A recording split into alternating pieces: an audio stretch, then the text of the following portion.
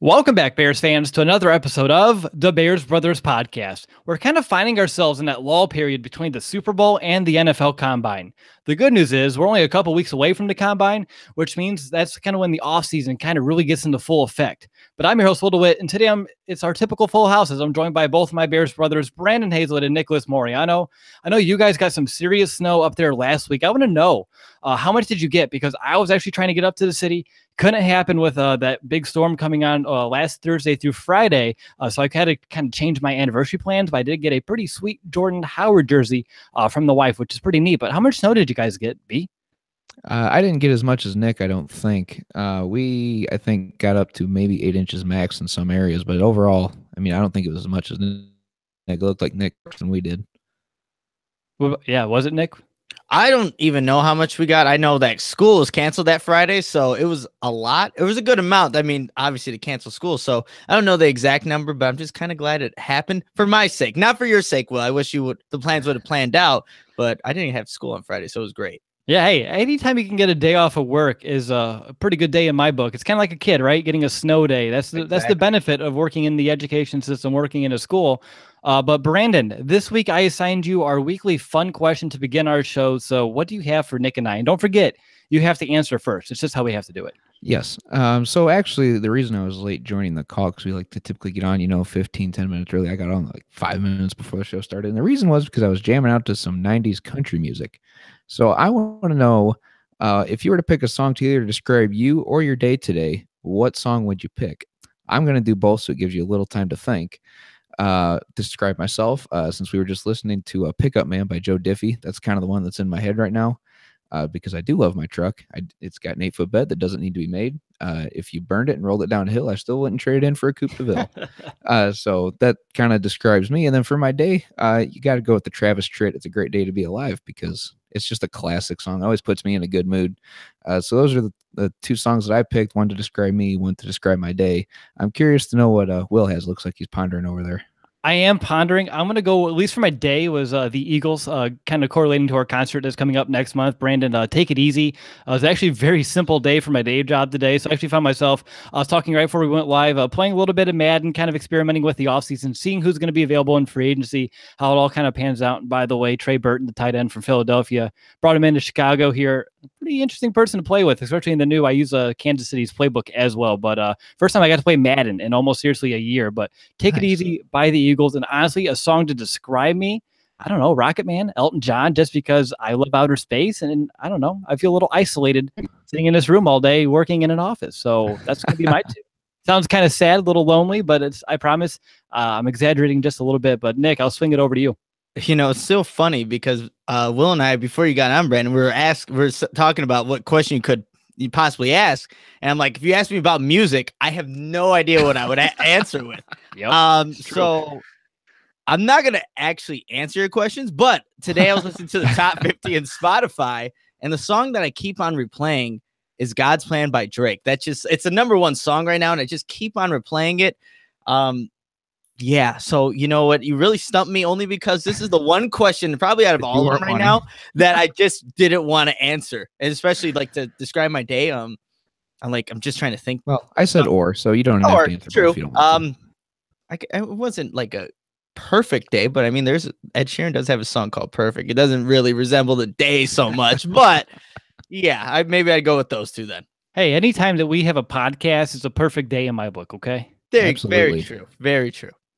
All right, so like I mentioned at the top of the show, we're in a very peculiar spot here in the off season. Since our last show, there really hasn't been any true news regarding our Bears to kind of sit down and discuss. We already broke down the entire roster in our State of the Franchise episodes, and we also analyzed every single one of the new coaching hires. So we're already kind of like ahead of the curve. It's kind of nice, but there's, we kind of still need to find a way to fill the time between now and the NFL Combine. So in times like these, I think it's best to be creative. So today we're going to have a ton of fun segments that we came up with over the weekend. And we promise you they're going to be pretty interesting things we haven't really done before. But before we get into those planned segments, I have a surprise segment for these guys, but I'm sure they knew what was coming anyway, because the news, I'm using news kind of loosely here, kind of broke earlier today that the Bears are going to be playing in that annual Hall of Fame game against the Baltimore Ravens on August 2nd. And I just want to note, I tweeted this out earlier. The last time they partook in this event was in 2005. The year before, 2004, they finished 5-11, a record that is very similar, or actually exact, of the record that the Bears had last year.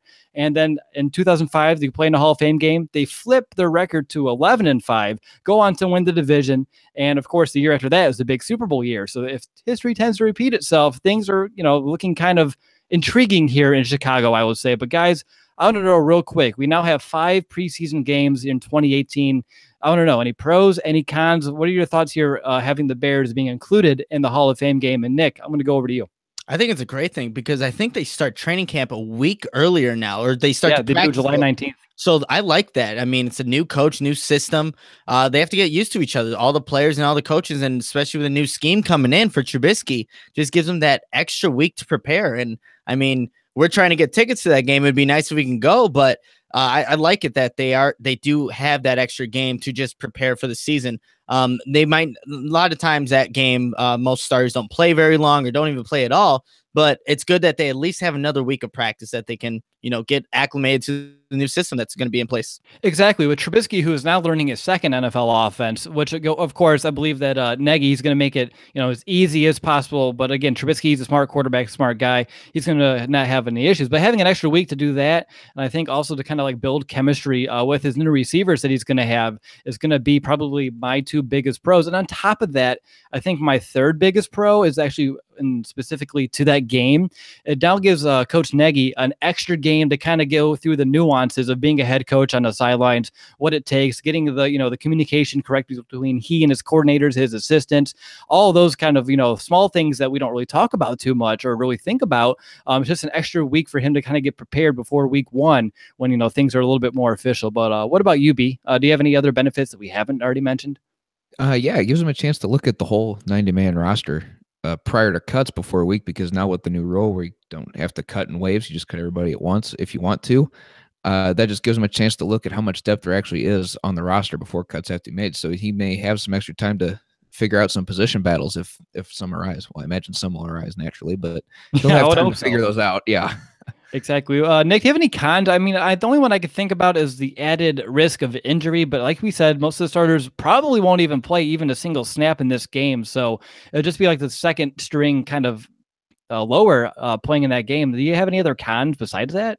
I mean, you said the injury thing, and you don't want to hurt the depth that is on this roster because, like you said, most likely these starters won't be playing.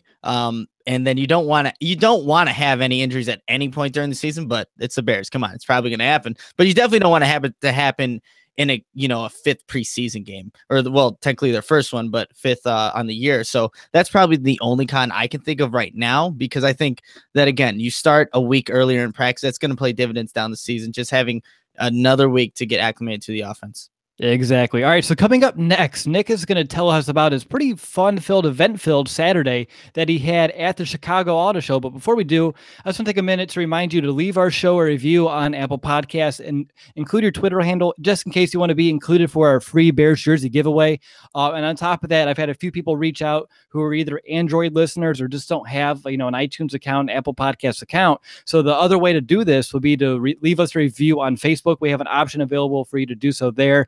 No matter which way you choose, you will be included in this free Bears jersey giveaway. But the catch is we're still not going to give away this jersey until we reach that 200 mark on Apple Podcasts. So if you can find a way to do it there, definitely helps expedite the process, helps us pick a winner sooner, and of course find one lucky listener to send that free Bears jersey to of their choice. So again, leave us a review on Apple Podcasts, include your Twitter handle so we know how to contact you, and of course on Facebook we'll know exactly who you are. But Nick, I know, like I said, you went to the Chicago Auto Show on Saturday. It was pretty much your day, so I don't want to even take any away from it, so go ahead and just share away.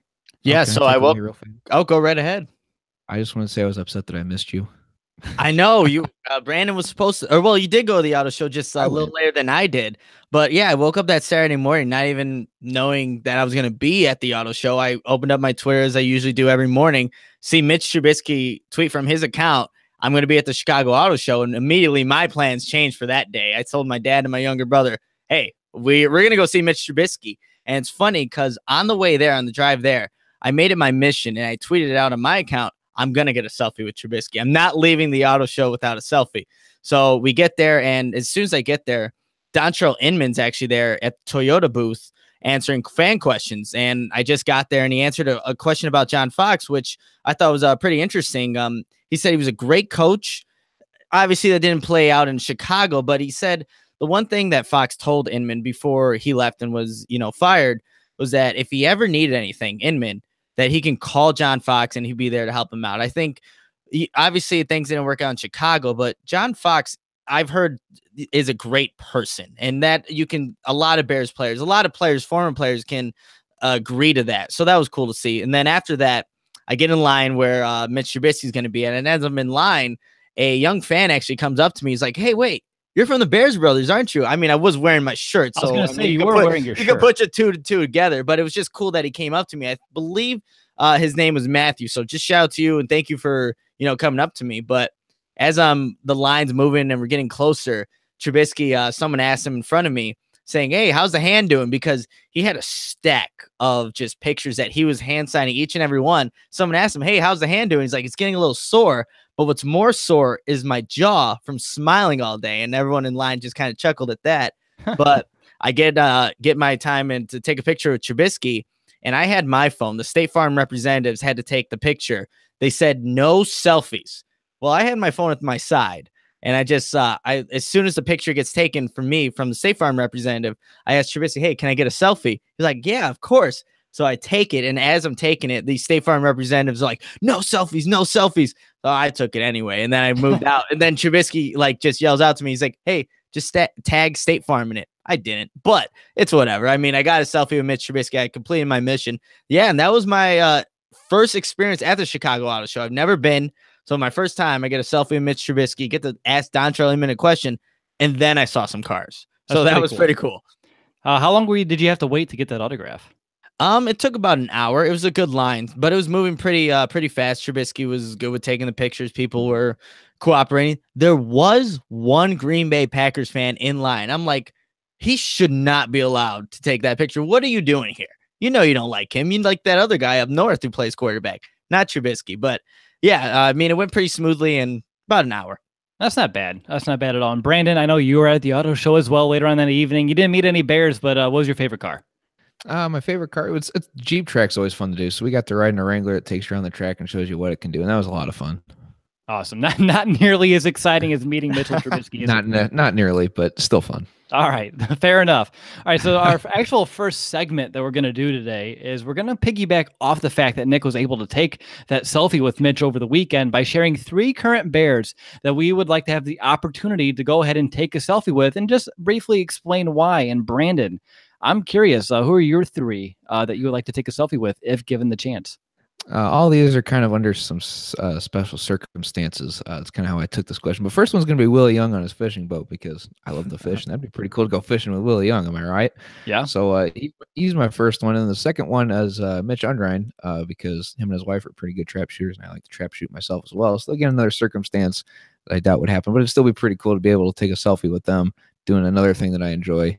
And the third one is Adrian Amos because, I mean, he's just my guy. I've been a fan of him ever since we drafted him. So those are my 3. That's a pretty rock solid 3. I like how you went with the special circumstances. I didn't even think about that along those lines. I just thought of players in general, but I like it. I like that a lot. And I like that you knew a little bit about what they do. I know everyone knows that Young fishes, but about Unrein in the shooting. I mean, that's pretty neat. Yeah. So Nick, I'm going to go to you now. Who are your 3? I didn't even know we were supposed to keep the Bears players. So I'm going to break that rule right now. Obviously, my number 1 was Trubisky, which I got that accomplished. But I stuck with just quarterbacks for this one. I went with Jay Cutler's my second guy, just because I like Jay. I think that would be a great picture just to have, smoking Jay and me just in a picture together. Great hair. We both have great hair. So that'd be, just identical to have there. And then Jimmy Garoppolo. And you guys know that I do have a man crush on Jimmy G. So yeah, you have a man crush on all 3, which is fine. I can just see the picture now. You'd be in a bikini laying across all of them, then underneath, and they'd be holding you up. I see it now. That'd be a pretty epic picture. That would be epic. I wouldn't mind that. Yeah, I know you wouldn't. I really don't. All right. So my three, I follow the rules, but I don't even think I really set rules, so that's okay. But mine, I have two on offense, one on defense. My first one, I'm gonna give it to Tariq Cohen. One, I just want to know how much taller I am than him. I know I can feel it, like a good half a foot. But taking a picture would be kind of affirming, like, wow, look at how much taller I am than the Bears running back, and everyone's like, wow. But on top of that, he's a humble guy. I like to just talk to him a little bit more. And I don't know, have you ever seen his smile? It's such a great smile to have. And honestly, I just would like to take a photo of someone that's photogenic as Tariq Cohen. My second one, Akeem Hicks. I already took a selfie with him last year, but he was just so much fun. We're just talking about, I told him he needed to just go earn that new contract. He did, but he was just kind of just, having a lot of fun bantering with a bunch of different fans. And so for me, just how much fun he was, I like to go meet him again, talk to him just a little bit more. And my last one, Kyle Long. It's because he owes me one. During training camp back in 2004, he missed a practice due to an illness, and he was signing autographs. And when I asked him to take a selfie, he said he just wasn't up to taking photos. And I said, I understand you're sick. How about next time? And he said, sure. Well, it's been, 3.5 years, and next time hasn't happened yet. So this is a selfie that's been in the making for quite some time. But my third one would be Kyle Long. Guys, any final thoughts on selfie and Bears or players in general before we move on to a little bit more football-related topic here? I almost put Kyle Long on my list. I thought he'd be an interesting one to take a selfie with. I could just see him doing something funky in the background. I don't know.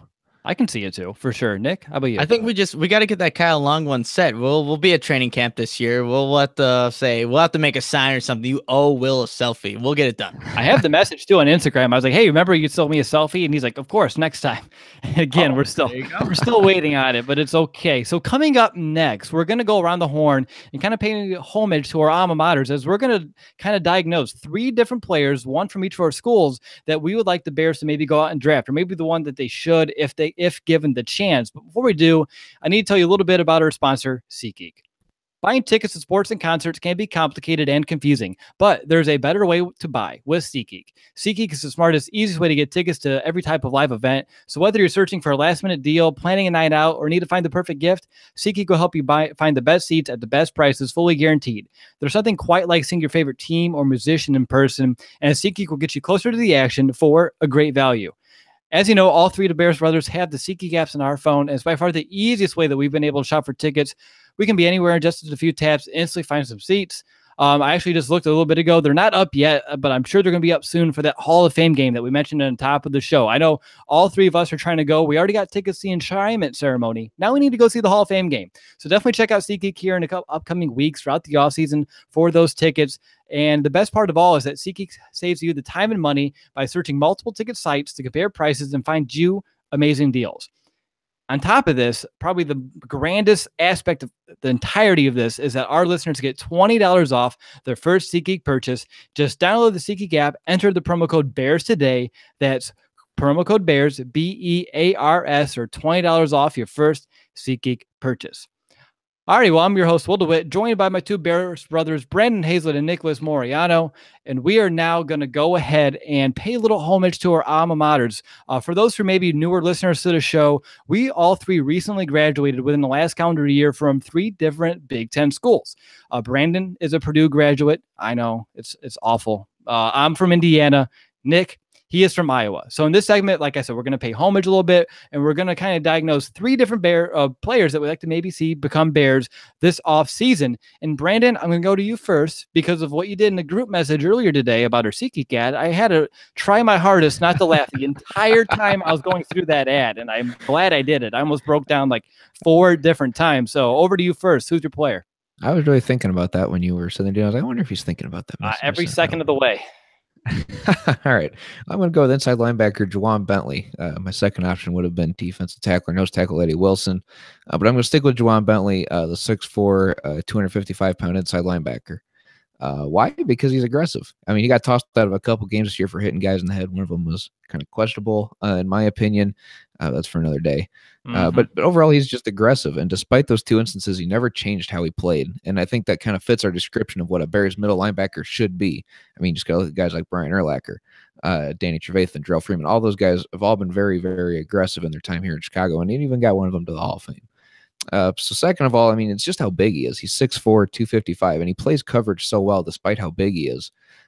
Like I mentioned a couple weeks ago when I said, Bears should kind of maybe look at him because I was kind of a little biased there in that segment. But he iced the Minnesota game for Purdue. He was in the passing lane, picked the ball off, and ran it all the way back to the house for a pick six. And in doing so, he's outrunning the wide receivers out there that are chasing him down. So he has the size, he has the speed. And then lastly, just to kind of cap off some of his stats, he finished his senior campaign with 89 tackles and the pick six, as I mentioned.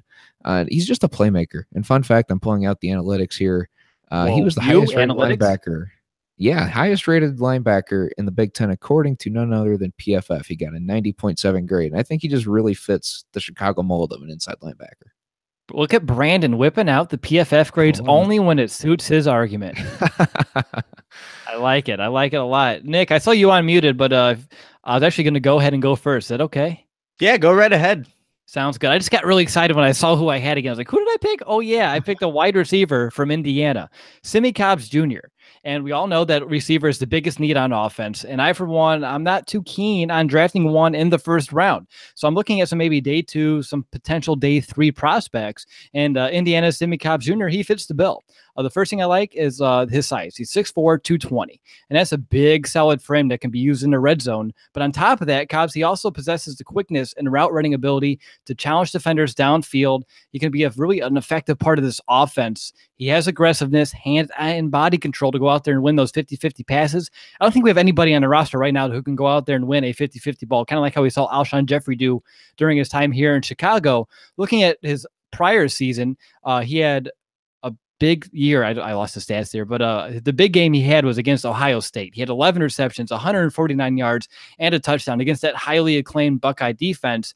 He finished as one of the top 10 receivers statistically ever in IU history, and he only had 2 full seasons of production. On top of that, he played with multiple different quarterbacks, so he's able to kind of adjust with that. But, he's a receiver that I think with proper coaching kind of can thrive in an NFL offense. The one knock on him that I've been seeing is this lack of overall speed, his ability to gain separation one-on-one. But I think he just has that natural skill set to go ahead and be a part of Nagy's offense. It'll be really well. But another thing I want to mention real quick, too, in terms of Cobbs Jr., is just the fact that even though he's such a big guy, 6'4", 220, he can actually go ahead and take those shallow crosses, and he can make plays with the ball in his hands and turn those into big games. So to have a receiver of his stature, not only go out there and win those 50-50 balls down the field, but to be able to make plays with the ball in his hands, I think is like an added bonus. And Nick, I'm going to go over to you for your Iowa player. Yeah, so if you guys want a player that's going to be a good fit for the Bears, unlike, the guys at Purdue and Indiana, a guy to look at. And I've already talked about Josh Jackson. I think he's going to be a fantastic player. I've already talked about him. But another guy that the Bears could possibly look at is Josie Jewell, inside linebacker from the Hawkeyes. He was a finalist for the Buckus Award winner in 2017. 2017 Big Ten Defensive Player of the Year. The Ronnie Lott Trophy winner in 2017, which honors a college football player's best defensive player for character and on-field performance. Finished 5th all-time in the Big Ten Conference with 211 solo tackles over his 4-year span, and finished 8th all-time in the Big Ten with 26 passes defended. This guy's always around the football. He's a natural-born leader, makes tackles, is going to be in the right place at the right time. And at inside linebacker, the Bears do need some more depth there. Obviously, they have Trevathan and Nick Kwiatkowski, but who knows? I mean, Christian Jones is another guy likes to play there. But I think that you added Josie Jewell maybe in the 4th round where the Bears do have a pick there, and that's where he's projected to go at. I think this would be a good pick for the Bears. He's not as big. He's only 6'1", 235.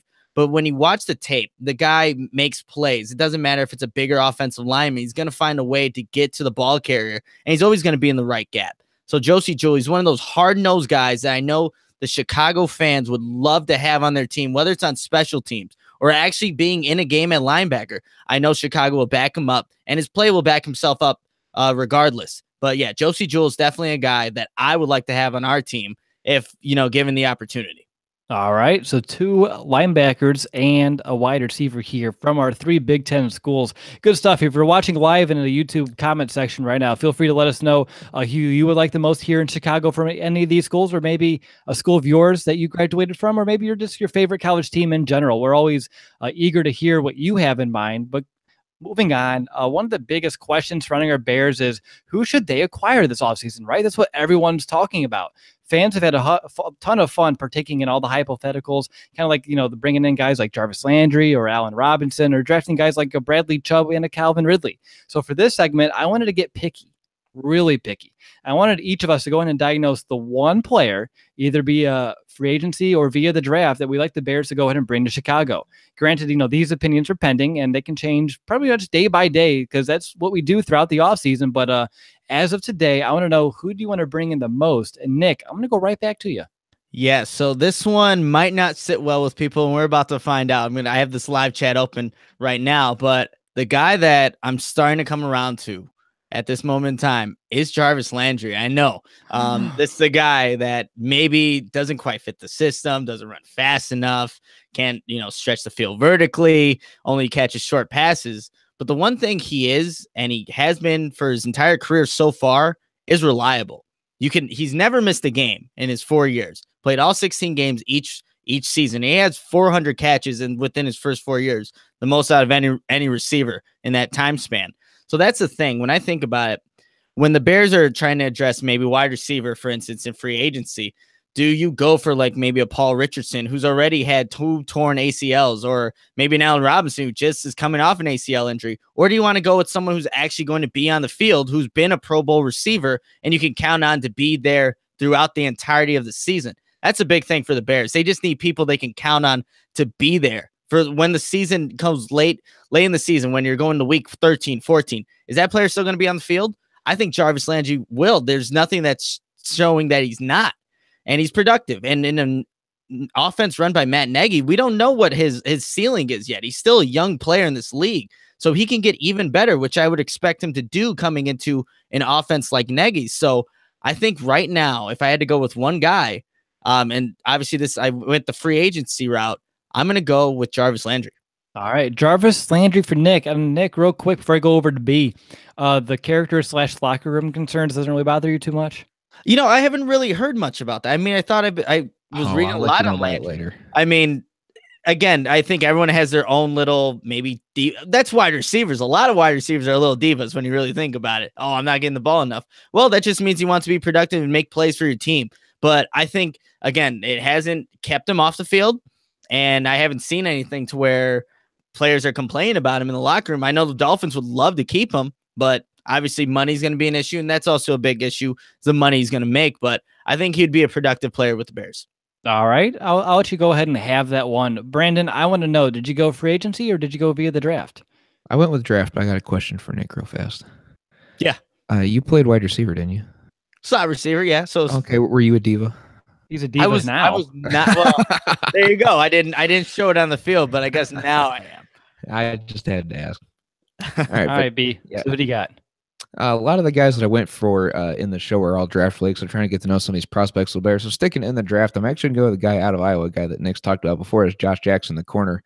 And I was really a big fan of him last year. I remember asking Nick, is he going to come out early? Because I really think he'd be a good player here for the Bears, and I think that this is an opportunity to do so if I don't re-sign Kyle Fuller or Prince Amukamara, kind of depending how that all plays out in free agency here. But I think Josh Jackson is a must. I mean, he'll step in immediately and be an Eddie Jackson type of player in his rookie year, just because he has a knack for making plays on the ball. He had 8 interceptions in 2017. I'm pretty sure that he had just as many in 2016.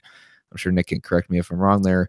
But I think that's a guy that the Pace may want to trade back for, maybe 9 or 10, because with so many quarterbacks going with the first 4 or 5 picks, I think that they'll be able to trade down, pick up another pick, and get Josh Jackson at the same time. I think that would be a safe idea, and you're still building a depth at the cornerback position, even if you bring back Fuller and Amukamara. That's not bad. I like that as well. Actually, I thought Nick was going to go ahead and talk about Josh Jackson a little bit. I thought so on too. The prior so it really threw me for a loop. I mean, I talked about him so much in previous podcasts. I mean, if the Bears go with him at number 8, still, I think he's the best secondary player in this draft, even above Fitzpatrick from Alabama. So he led the nation in interceptions. He was second in pass defend. So he's a great player, and I would love for the Bears to have him. I just wanted to take a different guy, Josie Jules, who should be on the Bears. There you go. No, and I was looking because I wanted to kind of have some extra stats just in case. And what I really liked about Jackson was the fact that he only gave up a passer rating of 36.5 when targeted all season long. Man, if we can have someone to lock down one side like that, insane. Would it be? I was going to say, that's exactly what the Bears need. Exactly. But do you know what else? Maybe they don't need it, but it wouldn't be a bad idea. Another linebacker. And I'm going via the draft. I'm going to go with Tremaine Edmonds. I'm coming around to this a little bit more. He's explosive. He's physical. He's an instinctive linebacker. He has all the intangibles, really, when you look at him, to turn into a stud in the NFL. He is also recently compared to Hall of Famer linebacker Brian Urlacher. Over his last 2 seasons, he has totaled 202 tackles, 30 and a half of which have came for a loss, 10 sacks, 1 interception, and 4 forced fumbles. And like I said, I know inside linebacker isn't really a true need, but Trevathan's long-term health is always an issue and a concern. And Edmonds, I think, would be maybe a fun toy for Vic Fangio to kind of play with because he can be utilized in a variety of ways. He has the size and speed to kind of rush off the edge. He can be a physical run defender in a box. He could also drop in coverage. He just has big play potential written down all over him. And we all know that the Bears need more playmakers on defense, guys who can go ahead and become difference makers, not just good sound players, but people who can go out there, change games. And on top of that, Edmonds, he comes from a football family. His dad was a 2-time Pro Bowl tight end for the Miami Dolphins. Edmonds, he just has those elite traits that make him the sideline defender. We don't have one right now on the roster.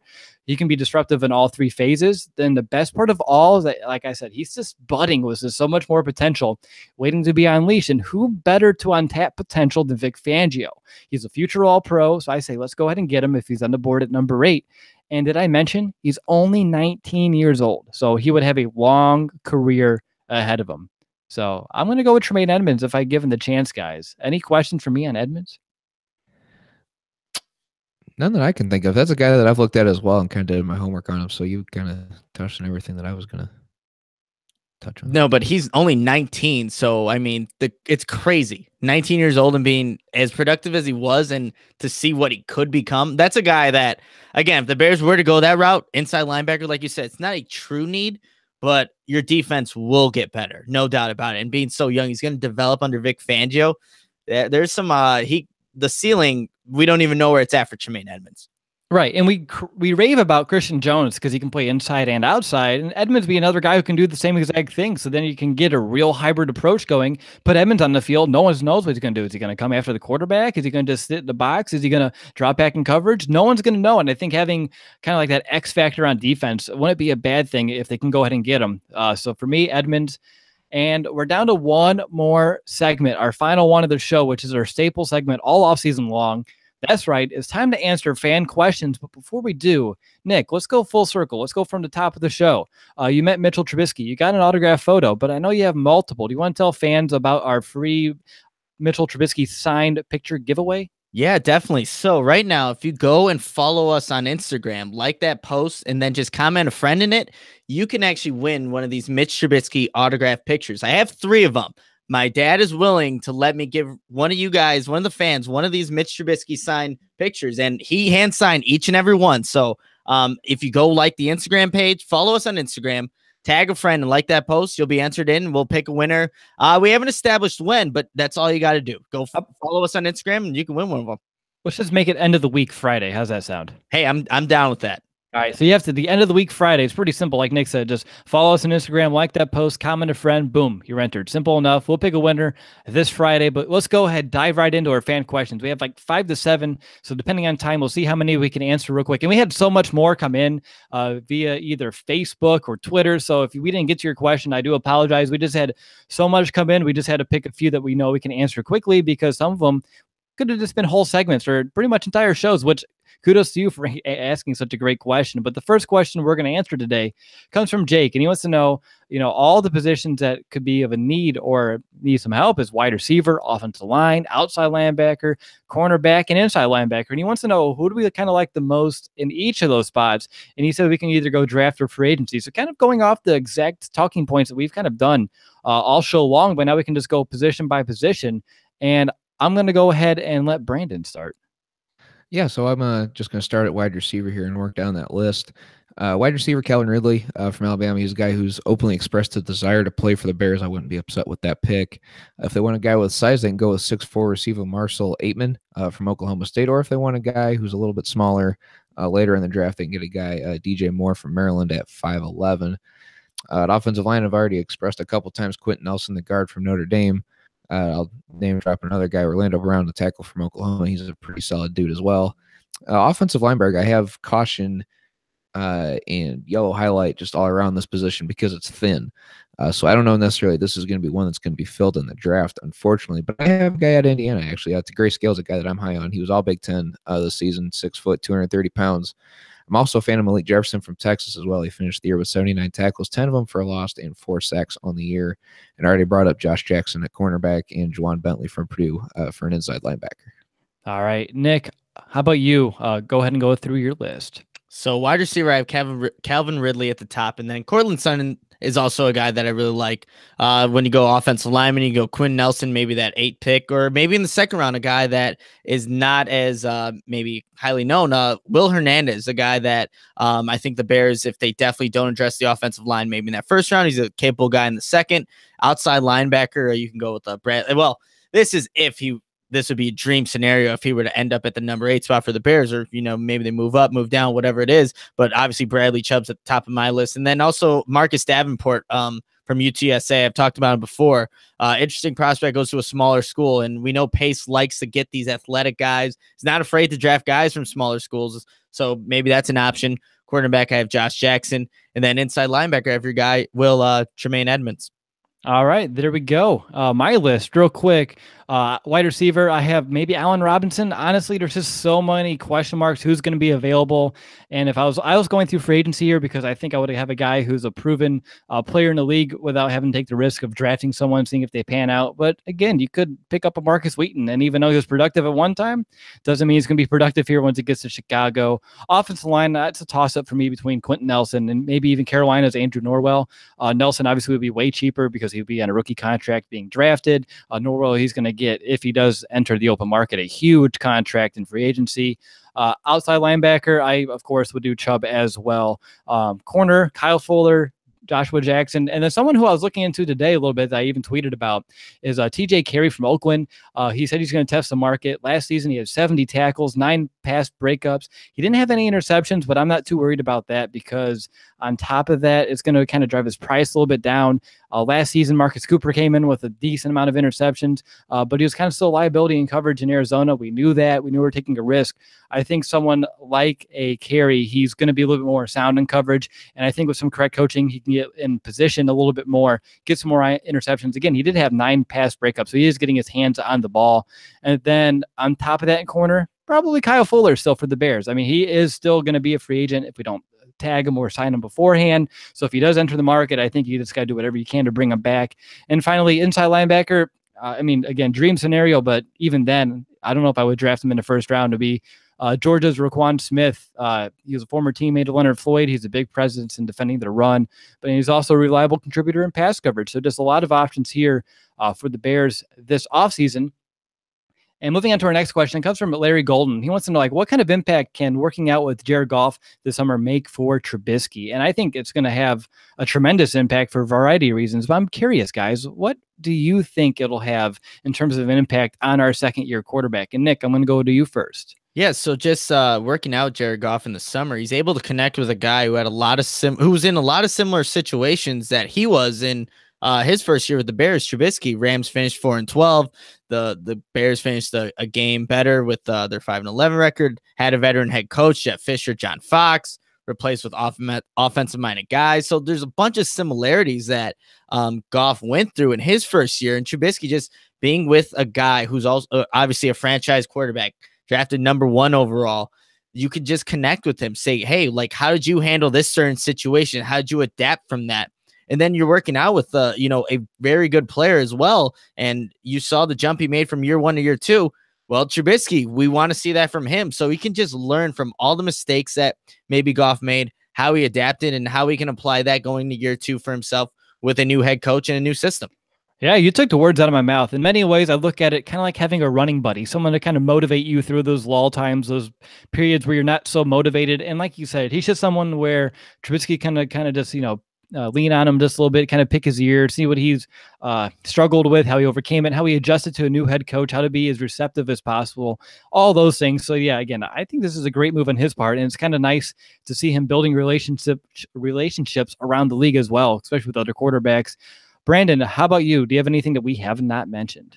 Yeah, I was kind of trying to think of how to answer this question, and I was like, well, maybe they'll take something from Sean McVay in the film room, whatever. But then I'm kind of like, if they're in Los Angeles working out, they're going to throw in the mornings and hit the beach in the afternoons. So I really expect his mechanics to really improve from anything. I believe that's something that he will take away from Sean McVay as well as Jared Goff, just from being associated with Sean McVay there and working with Jared Goff is going to, I think, hammer down the mechanics, especially for Trubisky. I think it's going to be a huge point for him to increase his accuracy heading into the 2018 season. So I expect his mechanics to be better, definitely. And you never know. Maybe when Goff is taking a nap, Trubisky kind of like peeks around the apartment or, condo looking for the playbook, trying to see what he can do. No, I'm kidding. But all right, moving on. The next question comes from Simon. He mentioned that we had an article that talked about drafting best player available. By the way, if you haven't been reading our stuff on our blog, you're definitely missing out. So go to our website, thebearsbros.com/blog if you want to go there directly, or you'll find it really quick on our homepage.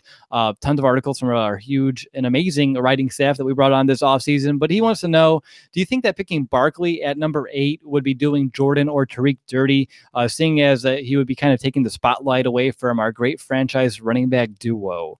I'll go ahead and begin. I don't think it'd be doing any player really dirty. I mean, it's a business. We know that. And secondly, I don't think you can have too many playmakers on either side of the ball.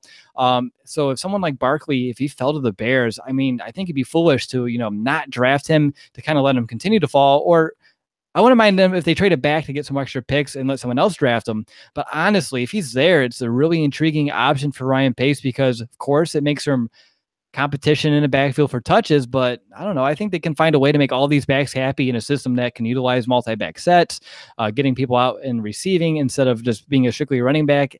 I don't know. It's a very interesting and intriguing option, but we have to get there first. I don't think it'll be available at 8. But what about you, Nick? I saw this question. I'm like, well, okay, if you're Jordan Howard, Tariq Cohen, you guys were basically the offense last year because your receivers didn't help you out very much. Your offensive coordinator was incompetent to really call plays.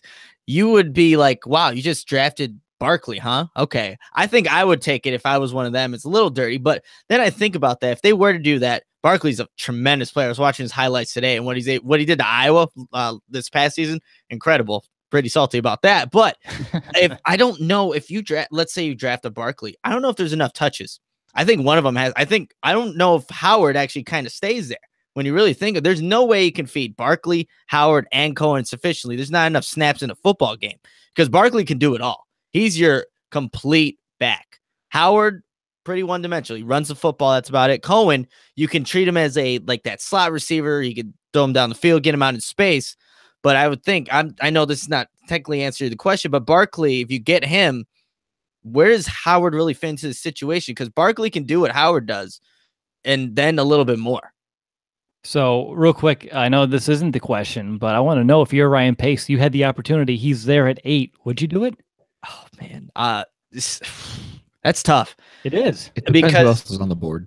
Yeah, it depends. And then we were talking. We were talking about is Jordan Howard like an elite running back in this league? He's good. He's very good. But if you had like a Barkley type player who obviously he hasn't done anything in the NFL, obviously, but you add him, it just your offense expands. Like you don't have to take him off the field on third down because he can pass block, he can catch, and he's able to run elusively through the tackles. I mean, I don't know. I can't answer that question right now. It's tough. It is tough because Howard he's done great so far in his first 2 years. He's broken records for the Bears. But then this guy comes in, you know what he could do. I'm so conflicted right now. I'm not answering the question. I mean, that's a good thing we're not in the war room. The time would run out. We wouldn't have to pick in. Like, we just used to pick. You missed. You're out. But Brandon, how about you? What are your thoughts on the whole Barkley situation? Kind of piggybacking off of that, I think that, well, Nick and I had similar opinions here because I'm looking through what I read. I'm like, wow, we've got pretty similar things because I think Saquon Barkley is going to be a bigger threat to Jordan Howard than Tariq Cohen because Barkley had over 600 yards receiving in 2017 at Penn State. And frankly, I was surprised that Penn State even gave him as many touches as he did. I'm surprised he didn't demand more as much as he got the ball. But he's a damn tough running back. I mean, the only way that the Pace pulls the trigger on this is if he sees that Barkley is going to be an upgrade over either one of those guys. And I don't know necessarily that it's doing him dirty. Like the question says, because like Will says, it is a business. So if you see the chance to upgrade, I guess you go ahead and do it. But at pick 8 for a position that I think the best on the team, I don't think that necessarily happens. I don't know. I just don't think you can have too many good or great running backs on your roster. And you have 2 under a rookie contract. You have 3. I don't know. I think it would be it's a bad problem. I mean, it's a bad problem, but a good problem to have if you had it, Right. to find a way to make him happy if possible. But it'd be interesting because the Bears are kind of trying to make Jordan Howard a face. I'm wearing a Jordan Howard jersey and I'm talking about this, trying to make him the face of the franchise in some ways. Like, I mean, no, Trubisky's going to be, but like they promote Howard heavily. So for them to do that, it would be tough for a marketing standpoint as well. But again, I'm glad we don't have to go ahead and make that decision there. Moving on to our next question. It comes from Zachary. He wants to know if Quentin Nelson, Chubb, and Ridley are available when we go out there and have the 8th pick. Who do we pick up? Who do we want to grab the most? He knows it's not likely that all 3 will be there, but he wants to know, of course, like dream scenario, all 3 available. What do you do? Brandon, I'm going to go to you. Taking Bradley Chubb because last week I said the Bears' biggest need was pass rusher, and if the opportunity's there, take him. Easy enough, right? Yep. That's what I said. I was like, obviously, he's a top 5 talent. If he fell down to number 8, it'd be a blessing. I know with Nelson, you would have a solidified, interior of the offensive line for the next decade, or at least from his standpoint. And on top of that, with Ridley, I'm not on the Ridley train at all. So that's an easy one for me to kind of avoid out. If we trade it back into the teams or somehow and Ridley was there, that's fine. But not at number 8. But no, Chubb, we need him. I think, of course, it even compares to Kyle Long's brother, Chris. So I like how those kind of coincide as well. So for me, it would be Bradley Chubb. What about you, Nick? I am curious real quick, Will, though. Are you still salty about taking a wide receiver in the top 10 after the Kevin White thing? I'm not going to be. If anything, David Tyrell would have been one. No, honestly, it's just odd, right? David Tyrell, and then also now Kevin White. There's even a second round one in the mid 2000s. I think his name was like something Bradley, Mark Bradley. And it's just these high picks for the wide receivers for the Bears just don't seem to pan out. So for me, honestly, to fix that position, I would look in free agency. But Nick, I was just curious. Getting back to the topic at hand, Chubb all the way. I mean, there's if he falls to that number 8 for the Bears, they got to take him, and they don't have that many pass rushers on the roster right now. And I think if this was maybe if there was a tackle highly rated, and not that guard is undervalued, but mostly NFL teams will put that position at a higher value as a right tackle, especially or a left tackle, either one over maybe a guard. So if Chubb were to fall to 8, I think the Bears would pounce on that right away. Exactly. It fills a need. It's probably the best player at the position in the draft. I mean, it's a win-win all the way around. But again, at this point in the offseason, there's just no way he's going to fall all the way to number 8. Moving on to our next one, it comes from our moderator, Tristan. Thanks again for moderating, man. We do appreciate it. But he wants to know, what grade would we give Pace and Nagy for their work so far in the offseason, which, again, it's still in the very early infancy stage of the offseason in general. But, Nick, if you had to put a grade on it, I'm going to give it an A. I mean, I took it from just a coach's standpoint. I mean, you got Harry Heistad, Kevin Gilbride, Mark Helfrich. You retained Vic Fangio, even retaining Dave Ragone. So quarterbacks coach, continuity at that position. Ed Donatel, we saw the secondary players take positive steps in the right direction. So all these guys, the great coaching staff that the Bears have established here in Chicago so far. So I give them an A. Yeah, I mean, for the same reasons as you, I'm giving it an A. They overhauled the coaching positions that needed to be, and they retained the ones that we needed to keep. So it's a win-win, easy. We'll see what they can do in terms of the roster. I'm excited to see what they can do. What about you, B? I just said not available. I mean, they brought on the coaching staff, which we all really like, but that's just one aspect of it. Let's see what other players they bring on, and then be able to give them a better grade. All right, sounds good. So B is he's giving them an NA, but I would give it an I, an incomplete. So for me, I'm looking at their notes and I lost. Oh, there's our next question. All right, I was scrolling a little bit too fast. Almost got to the big white blank page that I definitely didn't want to see yet. So moving on, our next one comes from Austin. He wants to know, does spending elite money on Jarvis Landry, or would it be better going ahead and getting a Macklin if he was cut, or maybe an Albert Wilson, plus maybe even draft a rookie? And he wants to mention they also likes Demarius Thomas and Emmanuel Sanders from Denver. So he just kind of wants to know what we would do here in terms of upgrading the wide receiver position. And Brandon, since he gave the last one an I, I'm going to go ahead and go to you first. Oh, good, because this is one that I think we might have to have a segment where me and Nick just kind of battle things out, because this is one where we're going to disagree. I said no, because I don't think the Bears should spend elite money on Jarvis Landry. I'm just not wild about him. There was an article from the Miami Herald that basically said that Landry plays with his emotions. I'm just paraphrasing it here. Landry plays with his emotions, and it sometimes hurts the team. He's in a great position to be a leader in the locker room, and he just never sees control of that opportunity. Some even called him, quote unquote, a pain. And then he takes to Twitter about it, and then it's just a mess. I mean, do you really want a guy like that in Chicago? I mean, I want a guy here in Chicago who's going to respect his coaches, do what he's told, think critically about the situation he's in. If he knows he's in a position to lead, take advantage of it and do it. Landry sounds like he's living the Housewives of Miami dream down there. I don't think I want him here in Chicago. All right. I mean, I understand that as well. And I think that's why we got rid of Brandon Marshall in the first place. The locker room kind of, diva, as Nick would, well, he is one, but as he would say as well. But Nick, I know you probably disagree here, don't you? Yeah, only because you said like get a Macklin if he's cut, or Albert Wilson, and then plus draft a rookie. Well, it depends what rookie you're drafting. And then Macklin, he's already been in the league for 10 years now. I don't know what does he have left? How much better are you actually getting if you get a Macklin? Then also Albert Wilson, which it makes sense if you get him. He's been in the system. He was with Kansas City. But what is he? Maybe if Cameron Meredith's the number 2, so Albert Wilson's not Meredith level, I don't think. He's probably a number 3 receiver. So you're not getting substantially better with that. You're getting a bit better, but not like significant. I want impactful players. And back to Jarvis Landry, who is an impactful player. He might play within emotions, but at that position, we need someone to just be able to play and be productive, because we don't have that right now at wide receiver. And I mean, he's in a locker room. Obviously Jay Cutler, we've heard him with his, how he handles the locker room stuff. Maybe it's just, he needs a change of scenery. That's sometimes all a player really needs sometimes. And obviously both have butt heads, Landry and the Dolphins organization. He wants money. They're not going to give it to him. So, I mean, if you're productive, no one's done what he's done in his first 4 years in the league. And he's been healthy. He should get paid, just not what he's asking for. He's asking for Julio Jones, Antonio Brown type of money. But again, do the Bears get better if they bring in Landry? Yes, they do. They get a lot better at wide receiver, and he's going to be there on the field and be consistent. That's the thing. I think that's a better option than getting a Macklin and Albert Wilson.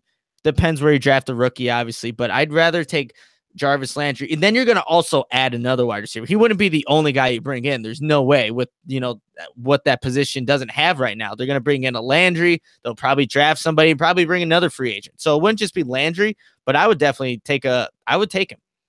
Okay, I'm passing on Jarvis Landry, just like I am Calvin Ridley. I honestly don't mind if this Albert Wilson thing kind of pans out, because we mentioned he already knows the system. He worked for Coach Nagy for 3 years in Kansas City. Last year, he had career highs all across the board. He had 42 catches, 544 yards, and 3 touchdowns. He's a perfect fit in the slot, which I know we have Kendall Wright there, but he's much younger and a longer-term answer at the slot position.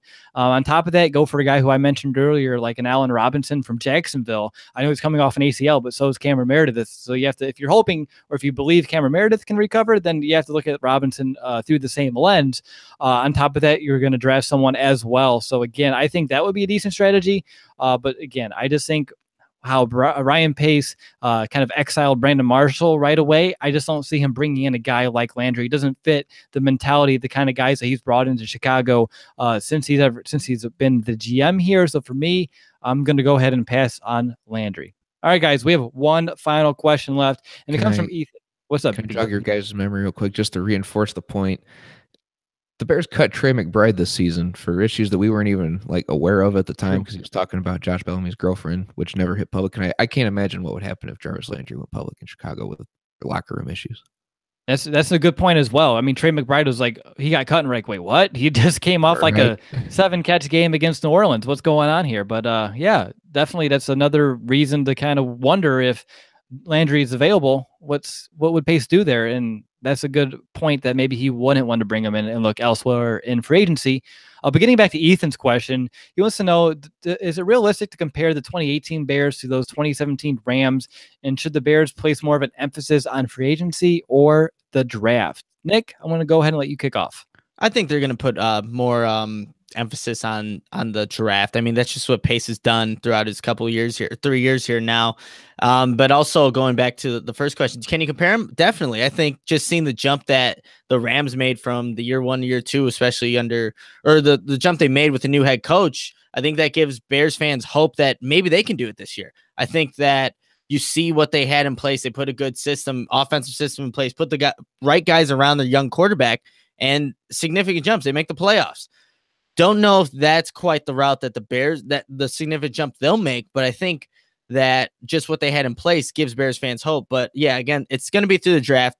Ryan Pace had more success in the draft than with free agency, because we can go back to the 2017 free agents and see how that went for Ryan Pace, but there'll definitely be more of an emphasis on the draft. All right. I think it would be a split emphasis. I know you're building through the draft, but you're not going to kind of hit like you did last year. I mean, you could. It'd be rare if you did, but finding all these instant starter capable players, someone like a Tariq Cohen and Eddie Jackson, even a Jordan Howard the year prior, Mitchell Trubisky, it's going to be hard to replicate that. Leonard Floyd as well the year before. So we'll see what he can do. I mean, of course, I think this is the year where if he hits in free agency, it just takes this team to the entire next level. So I think he's been building through the draft, that young core. Now's the time to go ahead and sprinkle in those veterans who've been around to kind of shore up those weak spots, and we'll see what happens. But in terms of the Rams comparisons, absolutely there's parallels every way you look at it, from the coaches to the quarterbacks to the young upcoming defense. So I understand the comparisons are great. I would just say, to avoid any disappointment, keep your expectations slightly lower, what the Rams did. And somehow if the Bears are able to go ahead and replicate exactly what the Rams did, going from the worst offense to the best offense, that'd be great. And that'd be an awesome overachievement that we can definitely rally around and get excited about. But right now, we need to kind of keep those expectations to a realistic, not medium, but, cautiously optimistic is definitely the best way to approach this 2018 Bears season. And Brandon, over to you for our final answer of the day. I'm going to piggyback off of Nick, emphasis on the draft for all the same reasons, just something that Pace has done throughout his time here. And I think that, use free agency just to fill voids in the roster. And then I think, like you said, piggybacking off of you now, I mean, they both definitely compare a lot of parallels, like you said, both going from defensive coaches with some promise on the roster to a more offensive-minded coach.